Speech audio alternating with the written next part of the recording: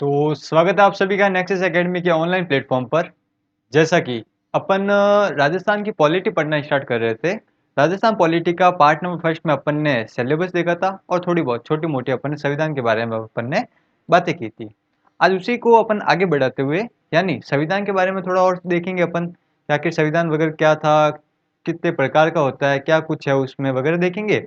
और जो राजस्थान की पॉलिटी है जिसका गेट है, राजस्थान की पॉलिटी का जो गेट है उस गेट के अंदर अपन एंटर करेंगे। चीज समझ में आ रही है आपको? ठीक है। राजस्थान की पॉलिटी के गेट के अंदर अपन को आज एंटर करना है और उसके बाद अपन राजस्थान की पॉलिटी को टॉपिक वाइज पढ़ते जाएंगे। सबसे पहले टॉपिक आएगा आपके राज्यपाल, मंत्रिमंडल, विधानसभा वगैरह अपन सब भी पढ़ेंगे आराम से। ठीक है, तो अपन शुरुआत करते हैं। तो शुरुआत करने से पहले यार अपन ने मन में एक सवाल आता है कि बचपन में अपन सोचते थे आखिर पढ़ाई बढ़ाई किसने। बिल्कुल इजीली सवाल आता था कि पढ़ाई बढ़ाई किसने, पढ़ाई क्यों करनी है यार, वगैरह वगैरह वगैरह अपन सोचते रहते थे। वैसे ही अब मन में एक और सवाल आ रहा है कि आखिरकार अपन जो राजनीति विज्ञान पढ़ रहे हैं कि ये राजनीति विज्ञान क्या होगी। जो अपन पॉलिटी बोलते हैं, जिसको अपन राज्य व्यवस्था बोलते हैं, उसको अपन सामान्य शब्दों में या किताबी भाषा में उसको बोल सकते हैं राजनीति विज्ञान। ठीक है। जो अपन बीए वगैरह में पढ़ते हैं ना उसको अपन बोलते हैं राजनीति विज्ञान। अब जो राजनीति विज्ञान है आखिरकार आई कहाँ से? जो अपन बोलते हैं, ये लिख दिया अपन ने, राजनीति विज्ञान। क्या आखिरकार ये राजनीति विज्ञान आई कहाँ से? सिंपल सी चीज है। इस राजनीति विज्ञान को लाने वाला कौन था, इस राजनीति विज्ञान का जनक कौन था? मन में ये सवाल आता है। तो राजनीति विज्ञान का जनक अपने अरस्तु को कहा जाता है। किसको कहा जाता है? अरस्तु को। तो अपने राजनीति विज्ञान का जनक किसको कहा जाता है? अरस्तु को कहा जाता है। ठीक है सर, ये समझ में आ गया। अब अरस्तु अंकल ने एक बुक लिखते हैं, अरस्तु अंकल एक बुक लिखते हैं, उस बुक का नाम होता है द पॉलिटिक्स। अरस्तु के द्वारा एक बुक लिखी गई जिसका नाम क्या था आपके? The politics. जी, ये समझ में आ गया। अब अरस्तु ने जो बुक लिखी थी द पॉलिटिक्स, उसके अंदर उसने राज्य के बारे में बताया। किसके बारे में बताया? राज्य के बारे में बताया कि राज्य हमें पल्ले नहीं पड़ा कि राज्य क्या होता है। 2 मिनट रुकना, मैं यहाँ पे एक बार लिख देता हूँ। इसने क्या बताया? राज्य के बारे में बताया। कोई दिक्कत नहीं है, नहीं समझ में आया राज्य, कोई बात नहीं, आराम से देखना कि राज्य क्या होता है। ये बोलता है एक निश्चित भूभाग होना चाहिए, एक निश्चित भूभाग होना चाहिए। आप बोलोगे जी एक निश्चित भूभाग हो गया, ठीक है।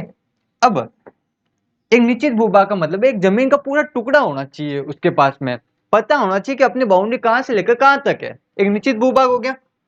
अब इस भूभाग के ऊपर कोई पब्लिक रहनी चाहिए, यानी कि जनसंख्या होनी चाहिए। आप बोलेंगे बिल्कुल होनी चाहिए, है ना। जंगल में कौन सा राज्य होगा? कोई राज्य नहीं है। अब भूभाग हो गया, जनसंख्या हो गया। अब उस जनसंख्या को कंट्रोल करने वाले कोई इनको सरकार होनी चाहिए, तब बात बने। ठीक है, तो यहां पर क्या होनी चाहिए? एक सरकार होनी चाहिए। चीज समझ में आई? अब सरकार तो है, सरकार तो है, परंतु फैसले दूसरों से पूछ के नहीं लेना है। फैसले दूसरों से पूछ कर नहीं लेना है, फैसले खुद को करना है। मतलब कि क्या होनी चाहिए? संप्रभुता होनी चाहिए। क्या होनी चाहिए उसमें? संप्रभुता होनी चाहिए। उसको अपन क्या बोलते हैं? राज्य बोलते हैं। क्या बोलते हैं? राज्य बोलते हैं।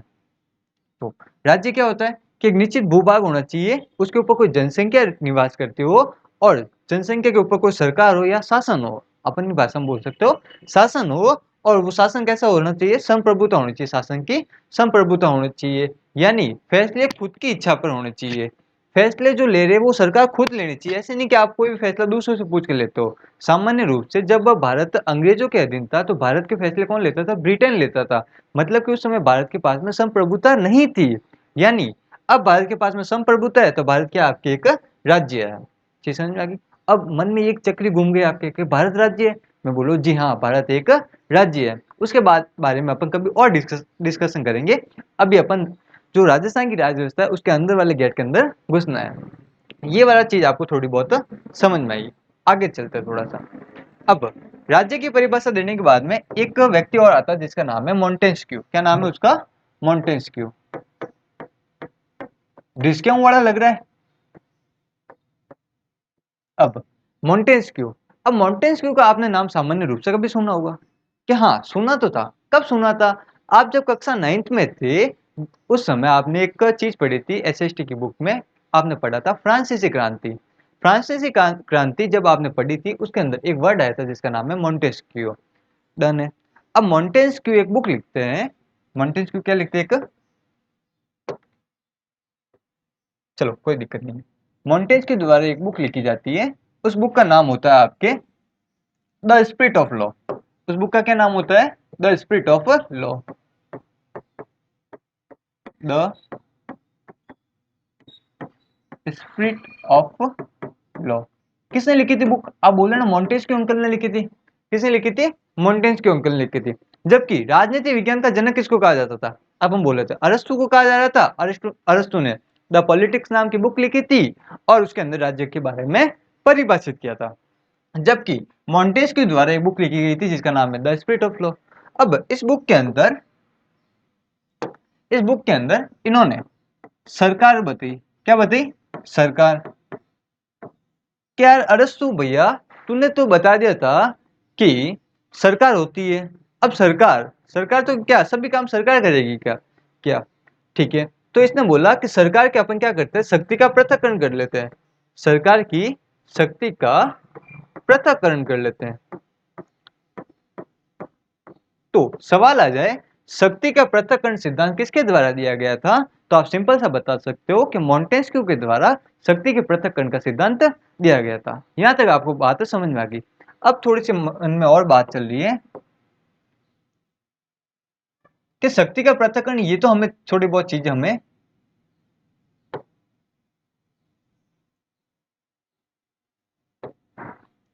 कि शक्ति का पृथक्करण हमें थोड़ी बहुत चीज समझ में आ गई, परंतु किस प्रकार की शक्ति का पृथक्करण करेंगे हमें भी करके बताइए। ये लीजिए, आपके लिए अपन शक्ति का पृथक्करण भी करते हैं। शक्ति का पृथक्करण करने का मतलब है कि जो सबसे पहले नियम कानून बनाने वाला कोई न कोई व्यक्ति होना चाहिए, है ना। कोई लॉ तो नियम तो बनना चाहिए ना, कोई कानून तो बनना चाहिए। सरकार क्या करेगी? नियम बनाएगी। हाँ बिल्कुल, नियम मतलब क्या बनाएगी? विधि बनाएगी। क्या बनाएगी? विधि बनाएगी। मतलब कि विधायिका। चलो ठीक है, विधायिका। अब विधायिका क्या करेगी? आप खुद बता देना कि विधि का निर्माण करेगी। विधि का निर्माण करेगी। जबकि विधि का निर्माण हो गया तो उस विधि के ऊपर कार्य करने वाला भी कोई न कोई व्यक्ति होना चाहिए। विधि का निर्माण हो गया, उसके बाद में विधि के ऊपर कार्य करने वाला भी कोई व्यक्ति होना चाहिए, तो अपन बोलते हैं कार्यपालिका। क्या बोलते हैं अपन? कार्यपालिका। अब विधायिका और कार्यपालिका दोनों हैं, तो उन दोनों को पकड़ के रखने वाला भी कोई होना चाहिए। ऐसे नहीं विधायिका ने तो बोल दिया कि सारे के सारे घर श्रीमान नरेंद्र मोदी के नाम से कर लो, कार्यपालिका ने बोल दिया बिल्कुल साहब थोड़ा बहुत परसेंटेज हमें दे देना, तो जनता डूब जाएगी। अब इन दोनों को पकड़ कर रखने के लिए, इन दोनों को पकड़ कर रखने के लिए एक व्यक्ति नया आता है जिसका नाम होता है आपके न्यायपालिका। क्या नाम होता है? न्यायपालिका। आराम से समझते जाना, कोई दिक्कत वाली बात नहीं है। पूरी पूरी पीडीएफ आपको टेलीग्राम चैनल पर मिल जाएगी। डन? ठीक है। अब अपन तीनों के अब कार्य देखते हैं कि तीन आखिरकार काम करती क्या है। तीनों आखिरकार काम करती क्या है। सबसे पहले अपन ने देखा विधायिका। विधायिका क्या करेगी? सिंपल सी भाषा में विधि का निर्माण करेगी। विधि का निर्माण। चलो, विधायिका ने क्या कर लिया? विधि का निर्माण कर लिया। ठीक है। अब विधायिका ने विधि का निर्माण कर लिया, तो थोड़ा बहुत सोचिए कि विधायिका ने विधि का निर्माण किया तो कहां पर बैठ के किया होगा? आप बोलोगे सिंपल सा, हम राजस्थान में या किसी राज्य के अंदर बैठे हैं, तो किसी न किसी कोई भवन के अंदर किया होगा, है ना। कोई भवन के अंदर क्या होगा, उसको अपन बोलते हैं विधानसभा। जहां पर विधि का निर्माण हो रहा है उसको अपन विधानसभा बोल सकते हैं। या कोई कोई राज्य में विधान परिषद भी होती है, तो अपन ने यहाँ पर लिख दिया विधान परिषद। अब यहां से कानून बनने के बाद में राज्यपाल के पास में जाता है कि राज्यपाल साहब सिग्नेचर कीजिए, इसको पास कर लीजिए। राज्यपाल बोलता है बिल्कुल कि तुमने विधानसभा या विधान परिषद दोनों में से जहां से पारित करवा दिया, लेके आ जाओ, मैं आपके पास में पास कर लूंगा। तो यहाँ पे तीसरा व्यक्ति कौन आ जाता है? आपके राज्यपाल जी। अपन इन्हीं राज्यपाल के बारे में पढ़ने वाले हैं। डन है? चीज थोड़ी बहुत समझ में आ रही है आपको? ठीक है। अब आगे देखना कार्यपालिका के बारे में। किसके बारे में देखना? कार्यपालिका के बारे में।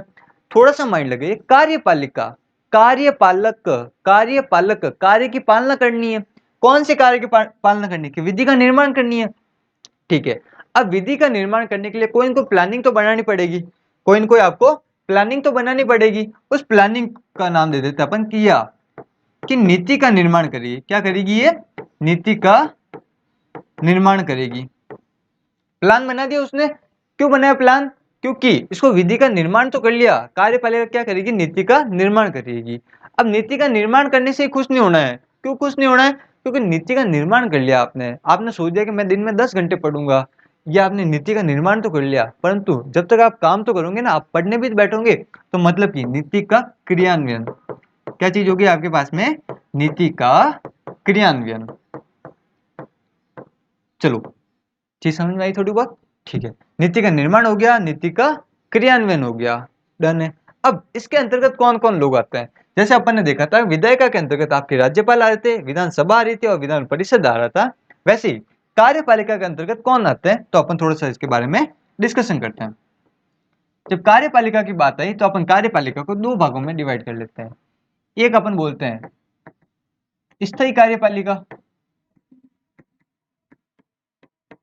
और एक को अपन बोल देते हैं, सिंपल सा चीज है, एक स्थायी हो गया तो दूसरा कौन सा होगा? आपके अस्थायी कार्यपालिका। ये लीजिए आपके अस्थायी कार्यपालिका। जी, ये समझ में आ गया आपको। अब स्थायी कार्यपालिका के अंतर्गत जिस चीज की आप तैयारी कर रहे हो, सिविल सर्वेंट बनने की तैयारी कर रहे हो, वो स्थायी कार्यपालिका में आते हैं। यानी कि स्थायी कार्यपालिका के अंतर्गत आपके नौकरशाह आते हैं। कौन आते हैं? नौकरशाही। ठीक है, जबकि अस्थायी कार्यपालिका में आपका आता है मंत्रिमंडल। कौन आता है? मंत्रिमंडल और राज्यपाल। ये क्या चीज चल रही है मैं अभी आपको बता रहा हूँ, 2 मिनट लिख देते हैं अपन एक बार, उसके बाद अपन डिस्कशन करते हैं। नीति का निर्माण और नीति का क्रियान्वयन। आपने सामान्य रूप से कभी सोचा होगा या देखा होगा, आपके पास में कोई लेटर आता है, कोई गवर्नमेंट का लेटर आ गया कि दिनांक इतनी तारीख को इसका अवकाश रहेगा, सामान्य ये लेटर आ गया। या फिर आपने कोई ट्रांसफर लेटर देखा होगा, ट्रांसफर लेटर किसी सिविल सर्वेंट का आपने देखा होगा, तो उसमें नीचे लिखा होता है राज्यपाल की आज्ञा से। किसकी आज्ञा से? राज्यपाल की आज्ञा से। कोई नया विधि आ गई, कोई नया लॉ आ गया, तो उसको नीचे लिखा होता है राज्यपाल की कलम से या राज्यपाल की आज्ञा से। अस्थायी कार्यपालिका में राज्यपाल आ गए। अब आपने सामान्य रूप से देखा होगा कि राज्यपाल बार बार परिवर्तित होते रहते हैं। 5 साल हुए, कोई बाद में कोई दूसरा आ जाएगा, फिर 5 साल हुए, कोई दूसरा आ जाता है। तो राज्यपाल क्या हो गया? आपके अस्थायी है। ठीक है। अब एक चीज और समझना, आपने सामान्य रूप से ये भी चीज सुनी होगी कि हमारे उच्च शिक्षा मंत्री वो है, ठीक है, हमारे शिक्षा मंत्री ये है, ठीक है, खनन एवं विकास वाले ये है, वन विभाग वाले ये है, गृह मंत्री ये है। मतलब कि मंत्री अलग अलग होते हैं। वो मंत्री क्या करते हैं? नीति का निर्माण ही तो करवाते हैं, या नीति का क्रियान्वयन ही तो करते हैं। चीज आपको इजी वे में समझ रहे हो आप, डन है। अगर आपको वन विभाग में कोई काम है, कोई अधिकारी काम नहीं कर रहा, तो आप किसके पास में जाओगे? वन मंत्री के पास में जाओगे। सिंपल सी चीज है आपके। खनन विभाग में जाना है, खनन विभाग काम नहीं कर रहा, तो किसके पास में जाओगे? खनन मंत्री के पास में जाओगे। क्यों जाओगे? क्योंकि नीति का क्रियान्वयन करवाने वाला कौन है? आपका खनन मंत्री जी है। तो खनन मंत्री जी आ गया आपके अस्थायी कार्यपालिका में।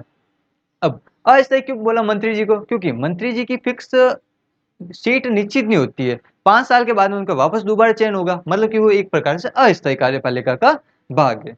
उसी प्रकार से स्थायी कार्यपालिका, आप सामान्य रूप से देखना, कोई भी योजना वगैरह आती है, कोई भी योजना वगैरह आती है, या कोई भी कानून वगैरह आता है आपके पास में, या जिले में कोई भी कानून वगैरह को फॉलो करवाने का काम कौन करता है? सामान्य रूप से जिला कलेक्टर या पुलिस अधीक्षक उसका काम करवाते हैं, इजी वे में। डन है। तो अब जिला कलेक्टर हमेशा फिक्स ही रहते हैं। ठीक है, अब जिला कलेक्टर बन गए और उसके बाद उनका प्रमोशन होता जाएगा। ऐसे नहीं कि आज जिला कलेक्टर थे, कल वो नौकरी छोड़ दी, फिर 10 दिन बाद में वापस नौकरी ज्वाइन कर रहे हैं, वो वाला सीन नहीं होता। मतलब कि जो नौकरशाही में आते हैं, जो सिविल सर्वेंट बनते हैं, वो एक बार नौकरी ज्वाइन करने के बाद में नौकरी में ही रहते हैं सामान्यतः। तो इनको बोलते हैं अपन स्थायी कार्यपालिका। डन। ठीक है। अब जब क्या आती है आपके न्यायपालिका, कि न्यायपालिका क्या काम करती है, तो आप सिंपल सा बोल सकते हो, न्यायपालिका विधायिका व कार्यपालिका के कार्यों की समीक्षा करती है। क्या करती है? विधायिका व कार्यपालिका के कार्यों की समीक्षा करती है, कार्यों की समीक्षा करती है। अब आप बोलोगे क्या इसके भी पार्ट है? मैं बोलूंगा बिल्कुल जी है, इनके भी पार्ट है। अब न्यायपालिका के पार्ट कौन कौन है, तो आप बता देना। न्यायपालिका के अपने पास में 2 पार्ट है। न्यायपालिका कितने पार्ट है? अपने 2 पार्ट है। देखो, सामान्य रूप से जिले के अंदर अपन देखते हैं, जिला एवं सत्र न्यायालय होता है, जिसको अपन बोलते हैं सेशन कोर्ट बोलते हैं, या अपन बोल देते हैं जिला न्यायालय। डन है। ठीक है। जबकि अपन राज्य स्तर पर चले जाए तो अपन क्या बोल सकते हैं, हाईकोर्ट बोल सकते हैं, राज्य हाईकोर्ट। ये अपने बड़ी बड़ी मुख्य मुख्य बातें हो गई। उम्मीद करता हूँ ये आपको सारी की सारी समझ में आ गई होगी। अब थोड़ा सा और आगे चलते हैं। अब अपन देखते हैं संविधान के बारे में कि संविधान का अर्थ क्या है। क्या चीज देखनी है अपन को कि संविधान के बारे में पढ़ना है अपन को। अब संविधान का सबसे पहले अपन अर्थ देख लेते हैं एक बार, फिर संविधान की आवश्यकता क्यों हो गई अपन को, ठीक है, और एक लास्ट में देखते हैं संविधान के प्रकार क्या है। चलिए अब आते हैं संविधान का अर्थ क्या है। देखिए, सामान्य रूप से सरकार के पास में जो भी शक्तियां होती हैं उनका लिखित रूप से वर्णन होता है, या फिर जो सरकार को शक्तियां दी जाती है उनका पूरा के पूरा उल्लेखित रूप से जहाँ पर लिखा होता है उसको उसको अपन बोलते हैं संविधान लिखा होता है। ठीक है, मतलब कि सरकार की शक्तियों का वर्णन जिस प्रारूप के अंतर्गत किया जाता है उसको संविधान बोलते हैं, और संविधान के अंतर्गत ही सरकार की शक्तियों व उन शक्तियों पर प्रतिबंधित जो आरोपित है उनका भी वर्णन किया जाता है। कि समझ में नहीं बात ऊपर होकर चलेगी। सिंपल सी चीज है, सरकार के पास में क्या क्या अधिकार है, उन अधिकारों के ऊपर क्या क्या रोक लगी हुई है, वो सारा का सारा आपको संविधान के अंदर लिखा हुआ मिलता है।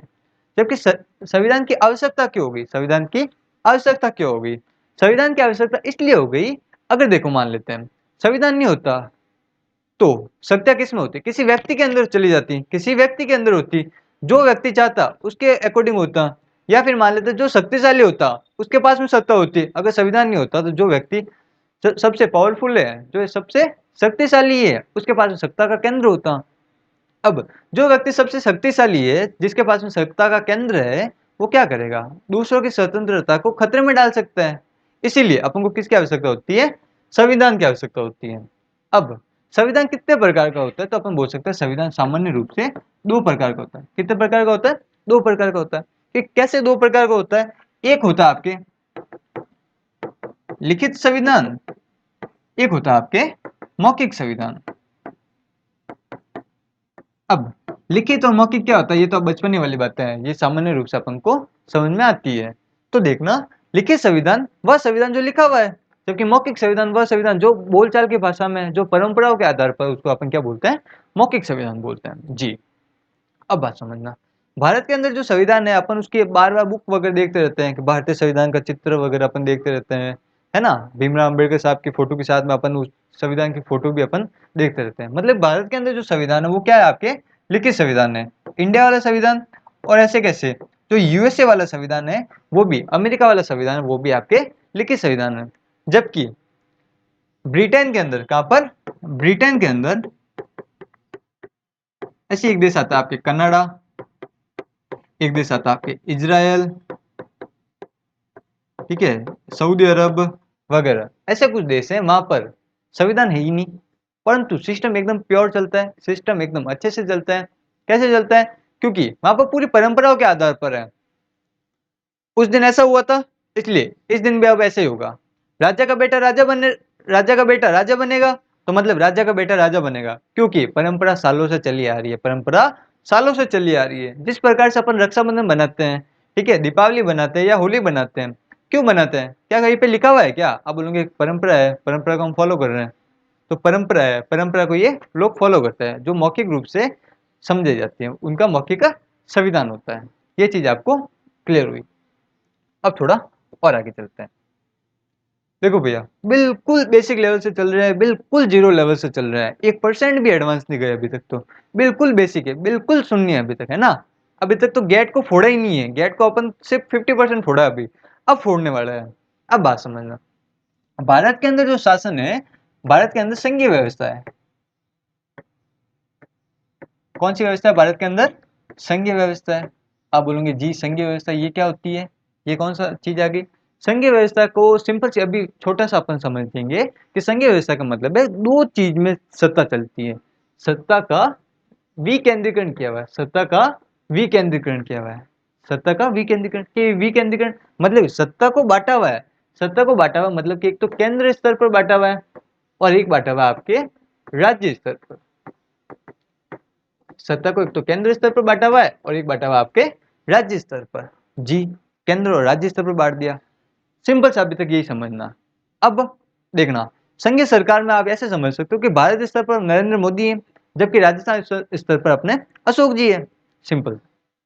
ऐसे और समझ सकते हो कि राष्ट्रपति अपने द्रौपदी मुर्मू जी, जबकि अपने यहाँ पर कलराज मिश्र जी राज्यपाल है। ठीक है, उसी को अपन क्या बोलते हैं, संघीय व्यवस्था बोलते हैं। चीज क्लियर। अब एक चीज और पढ़नी थी अपन को। अब अपन ने थोड़ा सा पीछे देखा था, संविधान देखा था कि भारत में कौन सा संविधान है। आप बोलना कि हमारे पास में लिखित संविधान है। चलो ठीक है, लिखित संविधान है। अब इस लिखित संविधान के अंदर अंतर्गत कैसे लिखा हुआ है, मैं बोलता हूँ लिखित संविधान के अंदर कुछ भाग दिए हुए हैं, कुछ अनुच्छेद दिए हुए हैं और कुछ अनुसूचियां दी हुई है।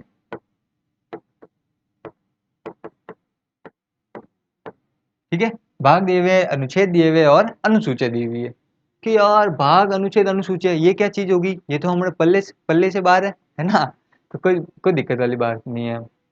देखो, हर चीज के लिए अपन ने एक डिवाइडेशन कर लिया कि डिवाइडेशन कैसे कि एक अपन ने कमरा बनाया, उस कमरे के अंदर अपन ने क्या किया कि किराने का सामान अलग पड़ा रहेगा, सिंपल, कपड़े अलग पड़े रहेंगे, जूते अलग डिपार्टमेंट में रहेंगे, या कपड़े अलग अलग आले में, जूते अलग आले में, खाना अलग आले में, कुर्सियां अलग आले में, कूलर अलग आले में, बोतलें अलग आले में, ये अपन देखते हैं, और सब्जियां अलग आले में।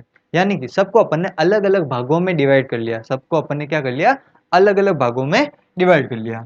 ये अपन ने सबको अलग अलग भागों में डिवाइड कर लिया। डन है कि ठीक है, ये फर्स्ट भाग, ये सेकेंड, ये थर्ड, ये फोर्थ, ये फिफ्थ, ये सिक्स्थ, ये सेवंथ भाग, भाग ही भाग बना दिए। अब इस भाग के अंदर जब अपन ने बता दिया कि कपड़े अलग है, खाने खाने का भाग अलग है, कूलर का भाग अलग है, बोतल का भाग अलग है, तब जब अपन अपन ने बोला कि कपड़े का भाग अलग है, क्या बोला था अपन ने, कपड़े का भाग अलग अलग है। अब उस कपड़े के अंतर्गत जीन्स भी आ गई, पैंट भी आ गया, ट्राउजर भी आ गया, शर्ट भी आ गया, हाफ आस्तीन वाला शर्ट भी आ गया, टी शर्ट भी आ गया, और भी वगैरह वगैरह बहुत सारी चीजें आ गई। तो अपन ने जब पहला भाग बनाया था कपड़े का, उसके अंतर्गत अपन ने पहले पे टी शर्ट रख दिया, सेकंड पे दूसरा कुछ और रख दिया, मतलब सामान वगैरह और भी, कपड़े का तीसरा प्रकार, चौथा प्रकार, पांचवा, छठा, सातवां, आठवां, नौवां, दसवां। ठीक है, अब समझ में आ गया। अब पूरा के पूरा रूम पैक हो गया। अब यहाँ से आप चीज समझना, इसको अपन बोलते हैं संविधान का भाग। संविधान में प्रत्येक टॉपिक को अपन ने भाग के अंदर अंतर्गत बांट दिया। संविधान के अंतर्गत अपन ने प्रत्येक टॉपिक को भागों के अंतर्गत बांट दिया कि पहली चीज में अपन ने एक चीज को साइड में कर लिया, दूसरे में दूसरी चीज को, तीसरे में तीसरी चीज को। अब उसी के अंतर्गत पहले भाग के अंतर्गत अपन ने क्या क्या नियम वगैरह होने चाहिए, पहले भाग के अंतर्गत क्या क्या नियम वगैरह होने चाहिए उसको अपन ने बांट दिया। ये नियम वगैरह बांट देते हैं, इसी को बोलते हैं अपन अनुच्छेद। क्या बोलते हैं, अनुच्छेद। अनुच्छेद के लिए अपन सामान्य रूप से एक शब्द का यूज लेंगे जिसको बोलेंगे अपन आर्टिकल बोलेंगे। क्या बोलेंगे, आर्टिकल बोलेंगे या अनुच्छेद बोलते हैं। डन है। अब जब आर्टिकल की एक चीज बात ध्यान रखना या अनुच्छेद की एक चीज बात ध्यान रखना कि जब 8 पे यहाँ पे खत्म हुआ तो जो सेकंड वाला भाग है, भाग सेकंड में अपन यहाँ पर चलेंगे 9 से, 9, 10, 11, 12। जब 12 पे यहाँ पे खत्म हो गया तो यहाँ पे अपन चलेंगे 13, 14, 15, 16 पे, ऐसे चलेंगे। थोड़ा सा सिर्फ समझने के लिए। तो आपको समझ में आ गया कि संविधान के अंदर भाग क्या है। भाग का मतलब समझ लेना बॉक्स है, और बॉक्स मतलब ये भी समझ लेना कि प्रत्येक भाग के अंदर कुछ ना कुछ टॉपिक दिया हुआ है, कुछ ना कुछ अपन को टॉपिक दिया हुआ है। और वैसे ही अनुच्छेद क्या है कि उस टॉपिक के अंतर्गत जो जो नियम है, जो जो कानून है, जो जो अपन को ध्यान रखने योग्य बात है, वो नियम के अंदर अंतर्गत लिखी हुई है। परंतु अपन ने एक चीज अभी तक देखी नहीं, अनुसूचियां। जब मैं सारी चीजें लिख रहा था, अचानक से मुझे याद आया, अरे यार, जब मैंने यहाँ पे 12 लिखा था, मुझे एक 13वां नंबर और ऐड करके मुझे कुछ और भी ऐड करना था। ठीक है, मतलब कि डबल रोटी मैंने यहाँ पर डालना भूल गया था, और डबल रोटी के लिए जो 13 नंबर था वो तो आगे चला गया। अब यहाँ पे 12 12 ही था, अब मैं लगाऊं कैसे, या फिर आप ऐसे मान सकते हो, जब मैं डब्बे बना रहा था, जब मैं भाग बना रहा था, तो मेरे माइंड से एक भाग निकल गया, मेरे माइंड से निकल गया कि मुझे लैपटॉप के लिए भी एक बॉक्स बनाना था। तब बॉक्स बनाना था, उस बॉक्स के लिए अपन बोलते हैं अनुसूचिया। मतलब कि कॉपी के या संविधान के सबसे लास्ट में अपन ने एक पेपर ले लिया, उस पेपर के ऊपर अपन ने लिख दिया कि अपन क्या क्या चीज अपन को और ऐड करनी थी, क्या क्या चीज अपन को भूल गए थे, उनको ऐड करनी थी, उनको बोलते हैं अपन अनुसूचियां। क्या बोलते हैं, अनुसूचियां। Is clear.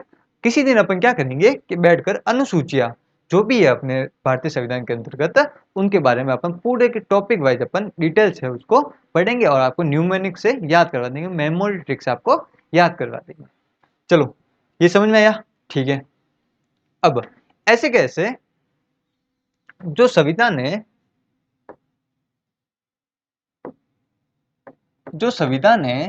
उस संविधान का भाग 6, संविधान का भाग 6, संविधान के भाग 6 के अंदर आपको राज्य के बारे में बताया गया है। किसके बारे में बताया गया? राज्य के बारे में बताया गया। राज्य की कार्यप्रणाली के बारे में बताया गया। राज्य की कार्यप्रणाली में मतलब राज्य का वो शक्ति का पृथक्करण कर रहे हो क्या? राज्य सरकार के शक्ति का पृथक्करण कर रहे हो क्या? मैं बोल रहा हूँ बिल्कुल कि राज्य सरकार के शक्ति के पृथक्करण के बारे में बताया गया। कि कैसे शक्ति के पृथक्करण के बारे में बताया गया? कि हमने सबसे पहले देखा था कि कुछ न कुछ तो वो क्या कर रहे थे? विधि का निर्माण कर रहे थे। हम मैं बोला था बिल्कुल क्या कर रहे थे? वो विधायिका थी। हाँ बिल्कुल विधायिका थी। और विधायिका के लिए कुछ वो फॉलो भी तो करवा रहे थे। मैं बोल रहा हूँ बिल्कुल करवा रहे थे। अब इन दोनों को पकड़ने वाले वो अंकल भी तो थे। मैं बोल रहा हूँ बिल्कुल वो थे। तो अपन इसको लिख देते हैं न्यायपालिका। क्या चीज पढ़ रहे हैं? बोलना राज्य सरकार के बारे में पढ़ रहे हैं। मतलब कि राज्य विधायिका, राज्य कार्यपालिका, राज्य न्यायपालिका, ये चीज तीनों अपने कंप्लीट हो गई। अब इन तीनों के अंतर्गत अपन देखते हैं। अब अपन ने भाग 6 देख लिया था। अब भाग 6 के अंदर अपन ने 3 पार्ट भी कर लिए। क्या 3 पार्ट को अलग अलग बांटा हुआ है? 3 पार्ट के लिए अलग अलग नियम वगैरह तो होने चाहिए ना। उन नियम वगैरह को अपन पढ़ेंगे। यानी कि ये इसमें अनुच्छेद नंबर 152 से लेकर आपके 167 तक है। डन है? ठीक है। हाँ, जबकि राज्य विधायिका में आपके अनुच्छेद नंबर 168 से 213, 168 से 213 तक है। जबकि यहाँ पर आपके अनुच्छेद 213 से 267, सॉरी 37 तक है, 237 तक है। यानी अपन को पता चल गया कि जो भाग 6 है उसके अंतर्गत आपके अनुच्छेद 152 से 237 तक का चीज है। मतलब भाग 6 के अंतर्गत जो अपन ने भाग 6 बनाया था, जो अपन ने यहाँ पे भाग 6 बनाया था ये वाला, उसके अंतर्गत नियम कहाँ से चले थे कि 152 से लेकर आपके 237 तक चल रहे थे। चीज हुई यहाँ तक आपके क्लियर? ठीक है। अब इस राज्य कार्यपालिका में अपन क्या क्या चीज पढ़ेंगे और राज्य विधायिका में क्या पढ़ना है, राज्य न्यायपालिका में अपन को क्या पढ़ना है, इसके बारे में अपन थोड़ा सा अपन डिस्कशन करते हैं। यहाँ पर जो अपन राज्य कार्यपालिका पढ़ेंगे उसके अंतर्गत सबसे पहले कार्यपालिका कि हाँ या कार्यपालिका मतलब कि कार्य को फॉलो करवाने वाला था। स्थायी और अस्थायी पढ़ रहे थे या नहीं पढ़ रहे थे? आप बोलोगे बिल्कुल जी हम पढ़ रहे थे। यानी राज्य कार्यपालिका के अंतर्गत अपन पढ़ेंगे राज्यपाल को। उसके बाद में अपन पढ़ेंगे विधानसभा। और राजस्थान के अंदर विधान परिषद है भी नहीं, परंतु फिर भी अपन देख लेंगे विधान परिषद होती क्या है वगैरह, काम क्या करती है वगैरह, मोटा मोटा रूप इसका देख लेंगे, जिससे इन फ्यूचर में अपन को कभी दिक्कत नहीं आएगी। जबकि राज्य विधायिका हम क्या पढ़ोगे? आप बोलोगे हमें सामान्यतः सीएम पढ़ना है, यानी कि मुख्यमंत्री पढ़ना है। ठीक है। और क्या पढ़ोगे? विधानसभा पढ़ोगे। अरे यार अपन ने थोड़ा सा उल्टा लिख दिया ना। राज्यपाल और उसके बाद अपन को क्या लिखना था यहाँ पर? मंत्रिपरिषद। विधानसभा इधर आएगा क्योंकि विधायिका इधर है, विधानसभा, और यहाँ पे आगे आपके विधान परिषद। और यहाँ पर आप क्या पढ़ोगे? यहाँ पे आप बोल देना कि हम तो उच्च न्यायालय पढ़ेंगे। और एक अपन क्या पढ़ेंगे? जिला न्यायालय पढ़ेंगे।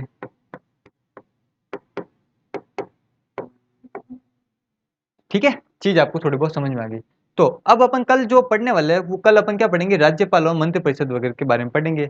यानी कि कल अपन पकड़ेंगे राज्यपाल को, पकड़ेंगे किनको पकड़ने वाले हैं? राज्यपाल के बारे में पढ़ना स्टार्ट करेंगे। यानी कि राजस्थान की पॉलिटी के अंदर प्रवेश कर चुके हैं, कल अपन को राज्यपाल के बारे में पढ़ना स्टार्ट करने वाले हैं।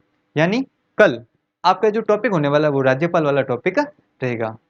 देखो वीडियो अच्छी लगी हो लाइक कीजिए, अपने दोस्तों के साथ में शेयर कीजिए और सब्सक्राइब तो आपने कर लिया होगा।